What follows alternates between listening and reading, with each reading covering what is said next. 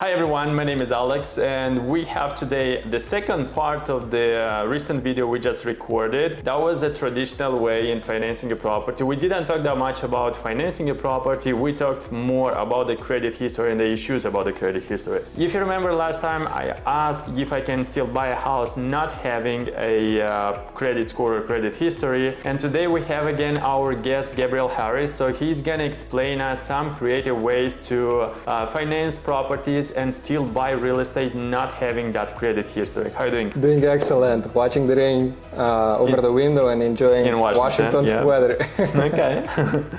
What you can tell us about not having that credit history and still buying properties? I know you are an investor and you are buying a lot of those properties, you know, like doing all these creative financing ways of buying those properties. What you can share with us today? So yeah, there are multiple ways to buy properties, especially here in the US, and we're gonna talk about the creative one, the most one I like it, and we're gonna talk about owner financing, and we're gonna talk about subject to. There are two strategies I'm using daily to run numbers, get leads, and make offers, and even lock down those properties and turn them into rentals. So owner financing describes by itself, right? Like you have an owner who owns the house, you are the buyer. Instead of going to a lender, getting the mortgage, you can ask the owner to finance it to you. You bring a down payment of how much you want, you deal with the owner, you get the agreements in place, like you can do like as low as 0 down. I have seen that before actually. You can go as crazy as you want, like 90% down if you want, it's up to you. And you can negotiate also on the interest rate. You can go as low as 0 interest rate, and yeah, sounds crazy. Right now everybody's paying like 7.5 on a conventional loan or FHA, and you can get 0 down, 0 interest on owner financing. Like that's why it's called creative. You go creative, you can go wild as much as you want. So that's owner financing. And in order to get all the paperwork done, you have to still go through a title company. Alex is gonna explain what a title company is and what they do. Probably in the next video. Stay with us, watch out. And the title company is gonna record the deed. The deed is the title of the property. They're gonna transfer it into your name or your entity, LLC, trust, whatever you want. And then they're gonna build a promissory note, which we call mortgage. You can use a servicing company that's gonna charge you, the new owner, and is gonna pay the seller, the owner, who now becomes the bank for you. And they also can pay property taxes for you. You're gonna get an insurance in place, of course. So everything goes creative and you can play with it how much you want, however you want. So what I'm hearing from you, so basically when you do seller finance, the seller acts as a bank. So basically the seller is the bank who is giving you that mortgage,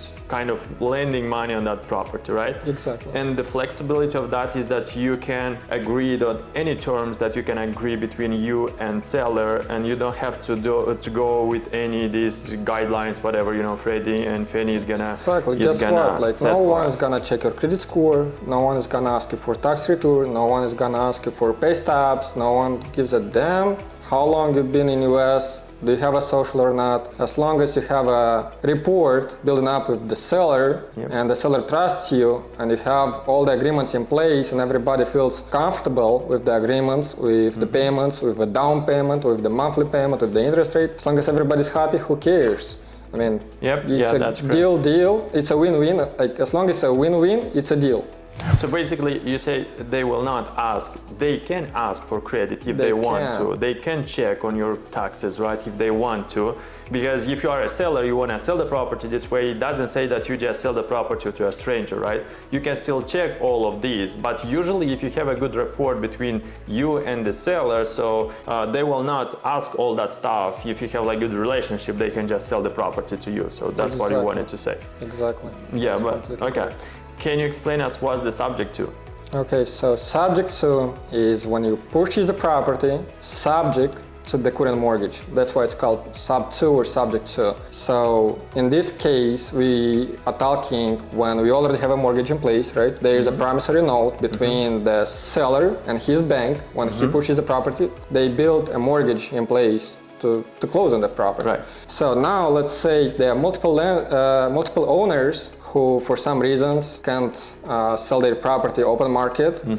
Either there's low equity or there might be like many reasons. So in this case, as an investor, we approach the subject to type of transaction where we take the deed on the property, we record it with a title company again under our LLC or our name or a trust. It's up to you now based on your exit strategy, and you keep the same mortgage in place. Let's assume like you have a 3% interest rate mortgage. Why would I go today, borrow at 7% interest rate and negative cash flow if I want to get a rental, right? Right, yeah. It's no brain for me as an investor to buy a property that's negative cash flowing. So in order for me to make a deal, a win-win for both of us, I can make the payments on your behalf on the mortgage because we keep it in place. We don't assume, like don't confuse these two things, subject to and assumable loans. Assumable is when you go to a lender, you apply, blah, blah, blah, like the credit score, the taxes, all the good old... You just get the benefit keeping the same interest rate. Exactly. So, but on a sub-2 way, we let the mortgage stay in place. We just go online, literally, we're using your website, your credentials, and we're gonna set our bank account for the monthly payments, and we set it auto pay, or we can use a servicing company who's gonna charge us again and pay the mortgage on your behalf. And this way you save a lot of headache and you get the lower interest rate, which is comfortable. And again, no one is gonna ask you about your credit score, about your taxes and so on. I mean, they can, but if the seller is in that situation where he have to sell it to an investor and not open market, means he don't really actually have much to lose. So they would be open to such options. And how that's gonna benefit those sellers? In what situation they may want to sell to you and not to sell on a regular open market? Good question. So the benefits for the seller would be fast closing. You don't need to list it with an agent. You don't need to pay commission. You don't need to pay closing costs most of the time because the end buyer, the investor, would cover all the expenses, all the closing costs, all the title junk fees and so on. As a seller, guess what? Because the mortgage stays in place, now they're gonna get the payments, and all the payments gonna get reported on the credit report, on the seller's credit report. So they're gonna get like 5, 10 years, 15 years of one-time payments, and that looks good on the credit report. And I just want to add a little bit more here. So usually when you sell this way, not traditional way, so besides that you don't have to pay many stuff, you can probably sell for a little bit more just because you have better rates. So you as an investor can offer a little bit more money on that property just because you get like a better loan than just to go and apply for a mortgage, right? Exactly. This is going to be one thing. Another thing may be whenever a seller is in that situation where the property may get foreclosed or something. So a transaction like that may save you from that foreclosure, bad credit report and all that stuff. You can still get some money out of the deal, right? When you do this, and you can keep it like as clean as possible. You can start a new chapter buying another property or moving on or maybe renting, and you don't have this, like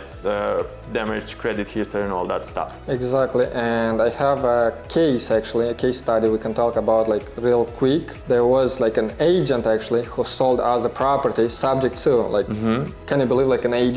Yes. He didn't sell it open market, but he chose to sell it to an investor and subject to over traditional sale. So this agent purchased the property after COVID, like 2022, I believe, or 2021, probably 2022, like January. She purchased the property with like 3.5 FHA loan on the down payment side. A year later, she needed to get rid of this property because she needed to move to another city for some personal reasons, and there was not enough equity to list the property on the market, be able to pay the agent commission, the closing costs from the equity, like from inside the property. There was no equity to pay such. So this agent would need to write a check to sell her property to someone. Like, can you imagine that? Like, he's selling something and you still have to pay someone to buy the property from you. And guess what? She reached out to us. We covered all the closing costs. We gave her like $12,000 just to be able to move on to a new place. Instead of